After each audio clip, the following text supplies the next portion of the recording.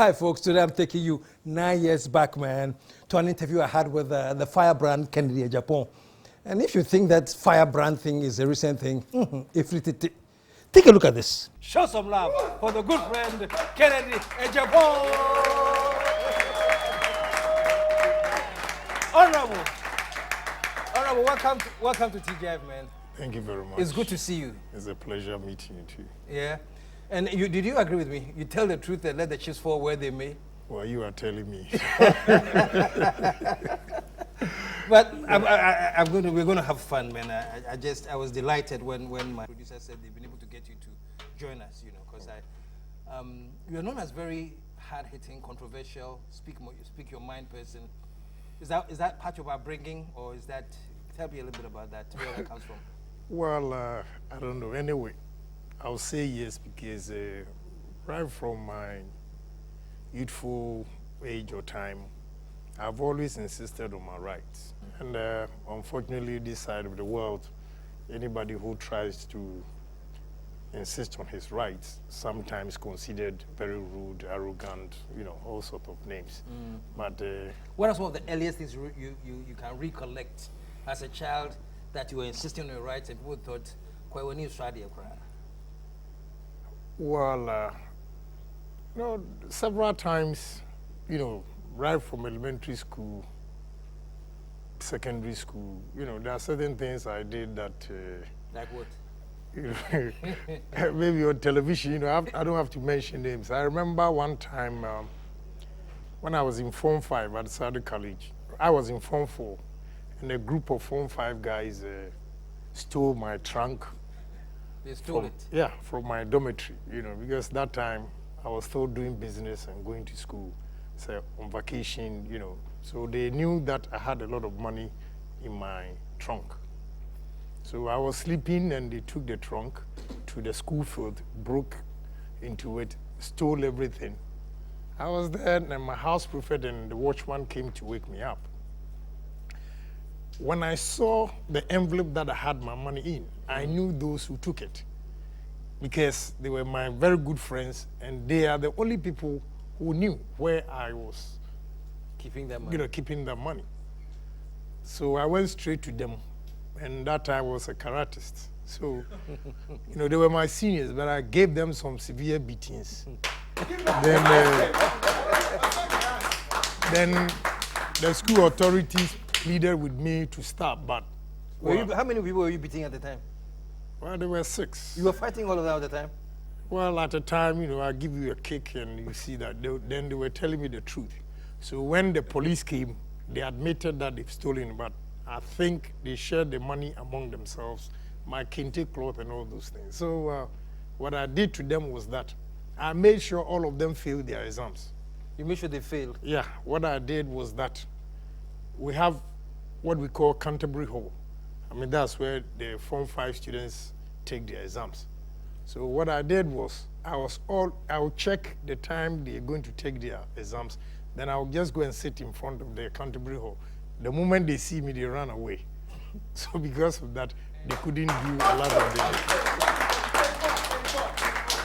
They couldn't take the exams, and that is why they failed, you know. Not that I was beating them, no.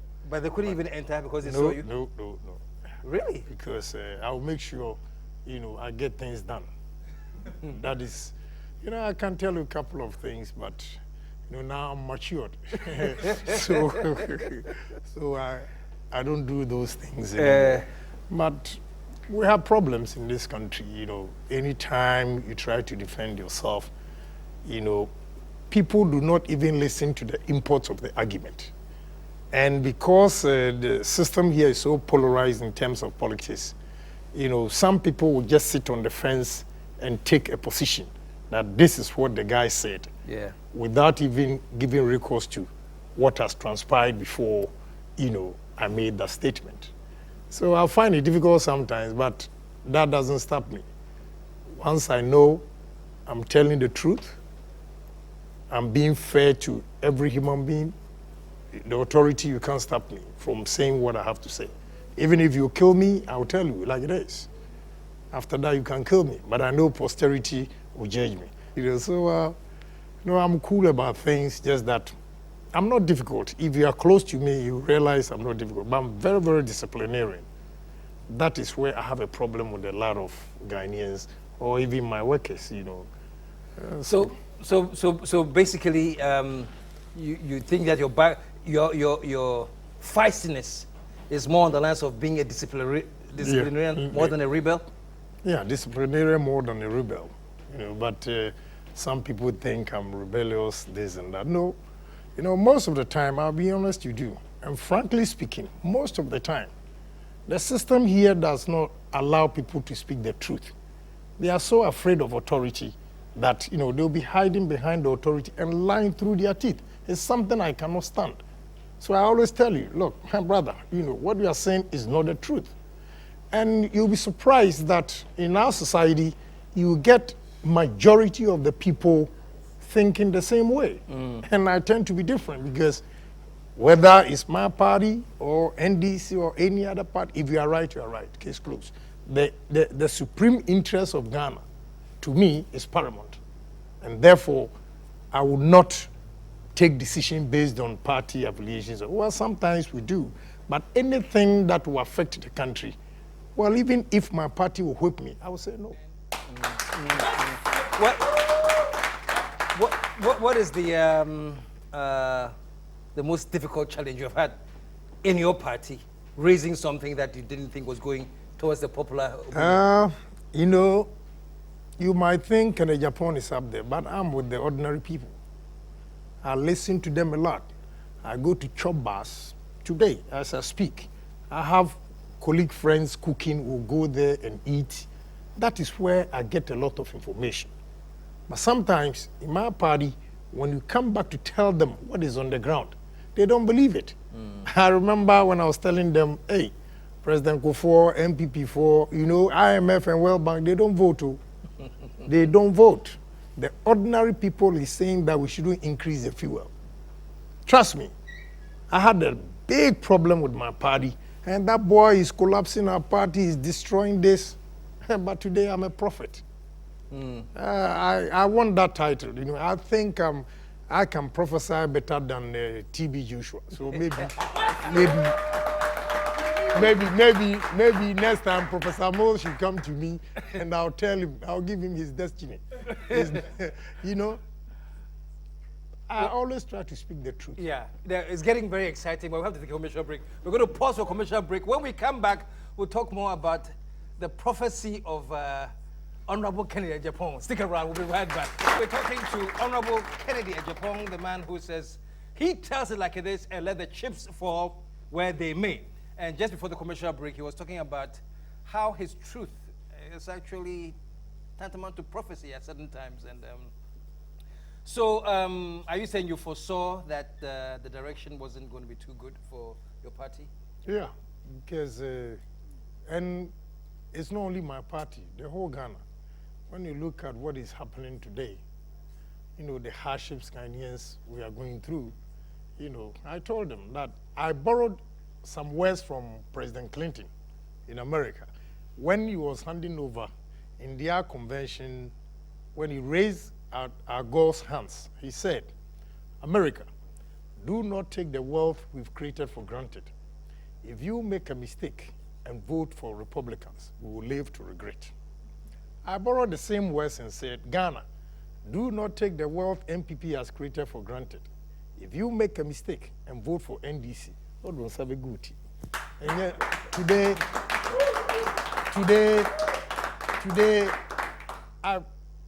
I feel so excited when I hear people complaining that they are suffering. Why I say that is that sometimes you have to learn through the hard way. I don't sympathize with anybody who says he's suffering because it was glaring that this thing was going to happen. The recession has started in 2007. NDC capitalized on the recession to campaign without Ghanaians dissecting everything and knowing, say, look, the problems we are going through is because, you know, of recession, because of high price of fuel and all those things. They cheapen the campaign, reduce it to the ordinary man, like they will make Ghana heaven.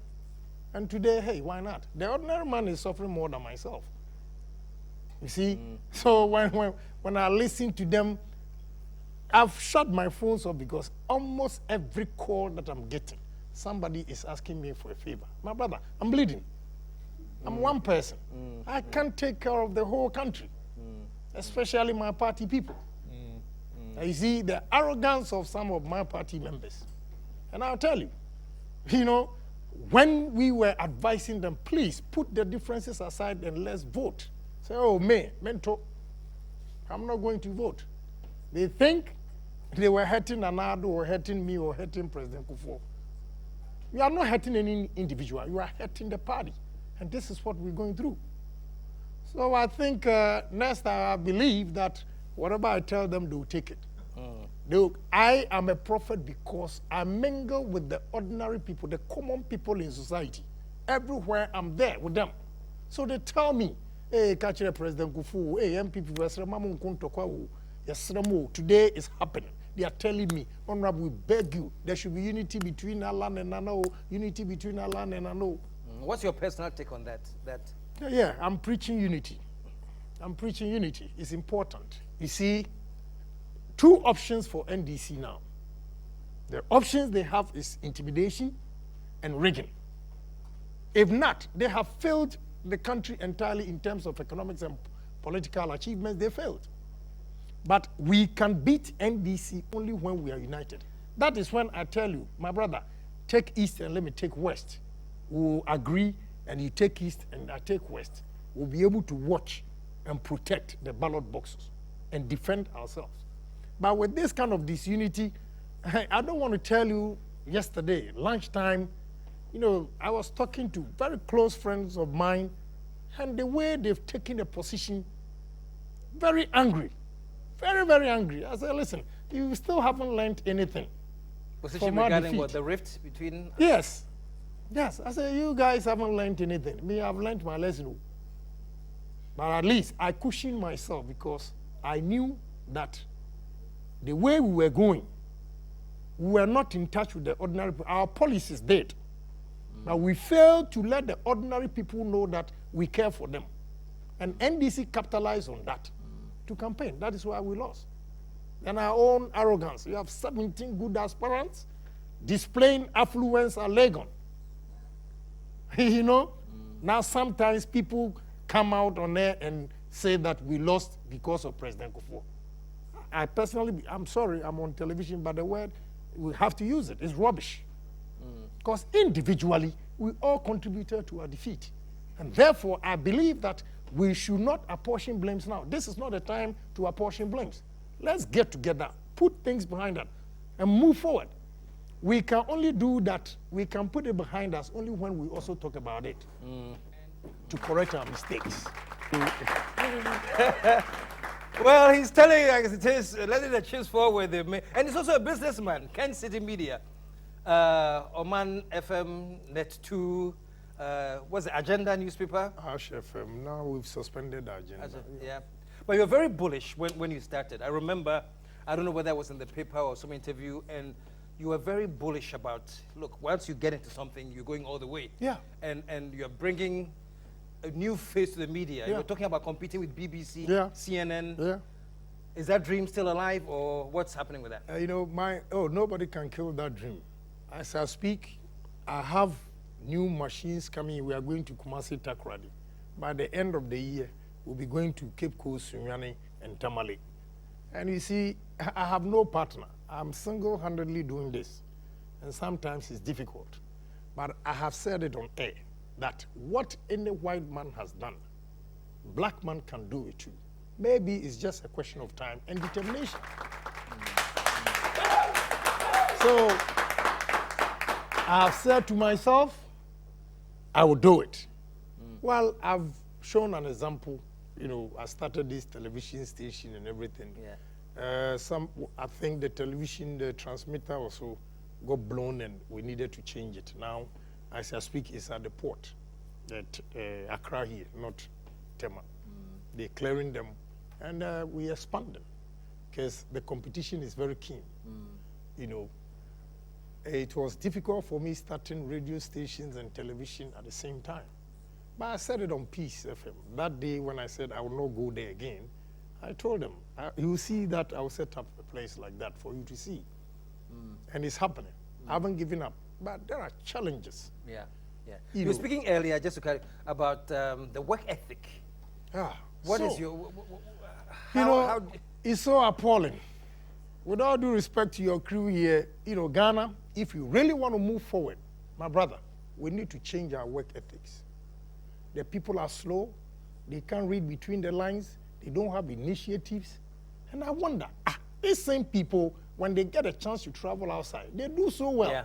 Yeah. Why is it that in our own country, you always, as I speak to you, my brother, I have 8,000 metric tons cold store in Tema, just opposite Tema Publishing. My machines are down since Saturday, and the engineers, they can't do it. Why? I got a Dutch guy to come from Holland, trained them for 2 weeks. The machine stayed on for 2 weeks, and now, boom, they're all down. When you talk to them, I'm not an engineer, but anytime I apply common sense, I realize these guys are not smart. They're not smart. This is the problem entrepreneurs are facing in this country, dishonesty. When you work with some Ghanaians, they don't take the job as theirs. They think, it's for Agyapong. Country broke, or no broke, or we there inside. But when country get broke, you get fired because there will be no job. You see, that attitude of taking the business as yours and growing it and sharing, we don't have it in this country. And I will mention my senior, I did not even meet him at the Saudi College. I admire him so much so that Mr. Kofi Amwami, right? You need Prince. Yeah, Prince, yeah. They will always tell me, hey, that guy, he's too strict and mean. The word they use is mean, not even strict. They say he's mean. I said, well, you know what? He's mean to you because he's being strict and getting things done. If you sign an agreement with me that in 2 months I'm going to bring the money back and you don't, what do you expect? Whatever is in the contract, I have to execute it. When you do that, you have a problem with the person. You don't have human face. But if all businessmen should have human face in this country, the economy will collapse completely. You see, so I think the work ethics, I was talking to Employment and Social Welfare, the minister. I said, listen, we need to set up a center where graduates, technicians, everybody can go there for training. It's important. We lack this. They think the gentleman or the lady has come out of university and therefore he's intelligent or he knows what to do. No, we need to train them a lot. I will give credit to the banks. I think the banks are doing well in terms of training. Yeah. But trust me, I've been talking to lecturers too. Say, let me tell you, I went to Germany after sixth form. I was washing plates, save my money and cleaning a shop called ProMart 2 hours. Then I work at the restaurant, washing plates. I became a cook. I know how to cook Italian dishes a lot. Now I can cook well. Can do pizza? Oh, of course. Tagliatelle, minestrone, pepperoni, everything. I can do it. I saved money, then I went to America. America started at I think Zaro Bakery first, before gas station, then gas station to taxi driver. Then Reagan came in with amnesty program. And, we're given a license to, file for foreigners. That is where I had a breakthrough. And when we were there, we realized that, look, my mother is not there, my father is not there, or I'll say parents are not there. Even if you are with your parents, the moment you start working, you pay rent. And those of us who didn't have our parents there, we had to pay rent. So you only worship your work. You are fortunate to get a job. Here, when one gets fired, straight he goes back to his parents and they give him a place to sleep. And the parents come to your office. Yeah, with they come their uncle. pleading. Pleading. Yeah, some of them, when they are coming to look for a job, because I'm a politician, they will bring their parents with them. I say, leave them also to, fine-tune their own destiny. When you always follow them like that, trust me, they will not be anybody, okay? Because I did not start on just a silver platter. I work hard. So when I finished doing all these things, then 1992, I got involved politics from US, and we came to support Dr. Dubois. There, I'll tell you a secret, why I went to university. Now, I had a lot of money that time because of the amnesty program. When I supported Dr. Dubois, the way things were going, we were so sure we were going to win in 92. So I was in his room when he was arranging his cabinet or his ministers. But when it got to me, he tapped my shoulders. And today, I wish he's alive so that I'll go and say thank you to him. That time, I was so offended the action he took. He just tapped my shoulders and said, young man, you'll be a good businessman. I felt because probably I went to sixth form and I did not go to university, that is why he didn't give me even a deputy minister, So he didn't give you any appointment because you didn't have a university education? Right, that is how I felt. Okay. But I thought the man, I've realized, I've come to terms with it, that the man saw something good in me in terms of business. That is why he tapped my shoulder and said, young man, you're going to do good business. I didn't understand. I was offended. I was thinking, the kind of assistance I've given, definitely when he wins, you make me a deputy minister. I was young anyway, 32 years that time. So when we lost, I decided to go to university. So I went to Fordham University at the age of 33. Then we were there, my economic professor recommended me to Solomon & Solomon, a company called Solomon & Solomon. So they came to interview me, and they said, young man, according to your professor, we can see from your GPA, you are doing well. We'll give you $89,000, a year. That time I had over $1 million in my account in a Greek bank in Ghana here. So I went home and asked my wife, he said, all this education, I'm going to make 89,000. Once I have $1 million plus in my account, then maybe I told my wife, I'm not going again. I want to go and run my business.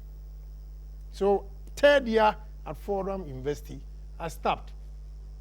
That's when you started? Yeah, May 1996, I stopped. Then came back, said, I'm going to make sure this money stays. And today, I don't have a degree, but let me tell you, I have PhDs working for me. One day, I had a meeting with my guys, and one guy is a finance guy. He started talking. I said, you hold on here. I started breaking it down to him. When we came out of the meeting, he said, Honorable, I didn't know you were smart. I said, that's an insult. So I'm just being honest. That's the way I felt. But today, the way you have analyzed situations to me, no, you are very smart. So, okay, thank you. But you see, don't just underestimate every individual because of his level of education. That's right. That it won't work. Because as I speak, last night I didn't sleep because I have finished this coastal. I want to move to another project. I want to build 30-story building at Tetekwashi Runabout. And I'll do it too. Trasaco Villaggio is a white man, he has done it. The man has done so well, I appreciate, and we all have to emulate. I'm going to emulate Trasaco, but I'll beat him. All right, so Trasaco, watch out. Kennedy Agyapong on your tail. Anyway, Kennedy, when we were talking, you did mention about, Solomon & Solomon offered you $89,000. Right. At that time, you had $1 million in your ADB account. Yeah.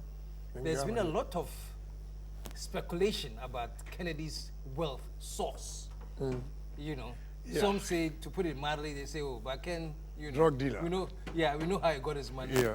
So today, yeah. I say this to encourage every Ghanaian listening to us that sky is the limit. Irrespective of your color, you can do whatever any white man has done. You need to stay focused and dream big. That listen, I am going to do this. You see, at that youthful age, I never forgot my background where I was coming from. A village boy, complete. So through the amnesty program, I made a lot of money. Then U.S. lottery. U.S. lottery, I first brought it into this country. And that time, in 1996, I took 557 people. If you want to do the simple mathematics, the charge was $2,500 per person. Do your mathematics. And you took 557.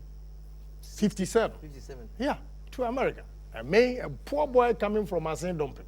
If I make that kind of money, you think I'll misuse it? Hell no. You know, so I made sure if I'm leaving university, then I have to make sure I don't lose this money. And I've been hanging on to it, and multiplying it. One day, my very good friend, Kwesi Pratt, they were talking, and I promised them, I said, listen, before Ghanaians realize that Agyapong does not do drugs, I own a quarter of this country. And I'm telling you, if God should give me 70 years, I'll get close to a quarter of good assets in this country. Because I don't sleep. You don't sleep? I don't sleep. You ask, my wife will tell you, maximum deep sleep, 3 hours. The rest, I'll be talking, planning. Wow. So sometimes when I come out, and people are saying, oh, Adeoye, and he say, do you know the number of hours I put in thinking about what I want to do? You see, Trasako, I checked, he is going 27. I'm going 32. Just to encourage young men and women here that what any man, a man, can do, you, a Ghanaian, you can also do it. You just have to stay focused and dream big. Ghana, when you dream big, they say, oh, yeah, you are a drug dealer. It's only drug that made him this and that. You see, the comments they make sometimes is so degrading that you don't even want to go on with your plans. But I've stood to the test of times. And now, I'll tell you, I have a very good NDC friends that they know some numbers somewhere. You see that when they came to power, now they stopped saying that Agyapong is a drug dealer. So they've seen numbers themselves. I told the gentleman that, look. What numbers? What I mean by numbers is when they check assets, now they know, yeah, you know. And I told the gentleman, that time he was working for Netu. They came to my house. There's a program called something Wish, Wildest Wish. They asked me a question. I said, in my dream, a poor soul like Ken, at 50, I'm going to buy Rolls Royce. At 55, if I'm alive, I'll buy my jet. My brother, I have bought the Rolls Royce Phantom. The guy met me last year at Parliament and said, oh, Honorable, you are 50, you have no. I said, I'm 49. But at 50, I'll celebrate my 50th birthday with a Rolls Royce. I have bought it. Nothing will stop me. Even if I sit in that car for one day and I die, because I open my mouth to tell Ghanaians that at 50, I'll buy Rolls Royce, I have bought it. Case closed. Nothing stops me. We are all human beings just like us. Why can't we dream big, think big, talk big, and do it big? You dream big, think big first, and dream big, talk big, and do it big. And that is exactly what I'm doing. Yeah. You know, if I happen to be I'm an American where the banks are very supportive, my brother, I would have been filthy rich. But here, we don't get support from the banks. You know, even if you go in with a bankable project, they lump all customers together and think, you know, you'll not be able to pay back and therefore. But if we really have assistance from banks, or they will put politics aside, my brother will do a lot. I have a project going on in my hometown. They're trying to politicize it. But meanwhile, those I've recruited working over there, I have not asked their party. You belong to. Yeah, which party you belong to. Yeah. You are a Ghanaian, you are a Sin. So we have to make money. And I personally believe, I'm sometimes happy that NDC is also in power. Why I'm saying that is that, you see, money should be spread across. It shouldn't be MPP where they will see to their own people alone. Today, tables have turned. NDC is also building entrepreneurs. You see, we shouldn't be envious of those going to make money from NDC. No, whether you like it or not, somebody has to be awarded a contract. we just have to appreciate it. What we pray for is that any NDC member who makes money out of NDC's tenure will utilize it well and employ a lot of people in this country. It cannot be one-sided. If it's one-sided, the masses will one day rise up and kill all of us, the few people that are doing well. So let's cut across. Me, I'm happy that they are in power. It's good. Just that, they know. Well, let me finish. I know your time is up. Something I want to put across today. I remember MPP time, I told them, causing financial loss to the state is a bogus law. Bogus. And I said, look, who we Afonso? No one heard you. Yeah. It's you today, it's me tomorrow. NDC came out with this causing financial loss to the state. They were not able to implement it. My brother, my level of education ends at Fordham third year. But my common sense tells me that no party can be in power forever. Even 100 years. People are keeping account of your deeds and will be used against you. So that law causing financial loss to the state, I was all the time arguing with my people. This law, it will catch you one day. It will catch you. Now it's catching us. You see? What I'm cautioning NDC is that they are using the same law. Okay? But I criticize first. I even had a problem with the gentleman when I criticized the sentence given to Dana Gbadapi. I said, what is this? A whole minister, you mean a minister cannot take the initiatives and sign for $240,000, and because of that, he is going to jail? I disagree with my party. Today, somebody might go in with 50 or 40,000 because it's still causing financial loss to the state, irrespective of the amount. So, NDC should also tread cautiously using that law. Because 2013, if they are not lucky, they'll use the same law against them. Then we'll keep on going, keep on going. It won't help the country. You mean you want to tell me before this causing financial loss to the state law, there was no law that can put Agyapong in if he embezzles funds in this country or if he abuses his position? Why this particular law? Yeah. Which unfortunately has become a political tool and a political weapon. Yeah, and then, misused. so I think NDC should, my advice to them, Prophet Ken is advising them that, don't forget, the same message I gave to my party and they didn't take. I'm giving it to you. I'm giving it to you. Free. Free of charge. No consultation, no money, nothing. Kennedy Agyapong! I told you, fasten your seatbelts, And there are very, very few people that I talk to. I just keep quiet and listen. Today I was just listening, man, and he was telling it anything that chips fall where they may. Give it up one more time. Kennedy, thank you very much for joining me here. Stick around, folks. We'll be right back.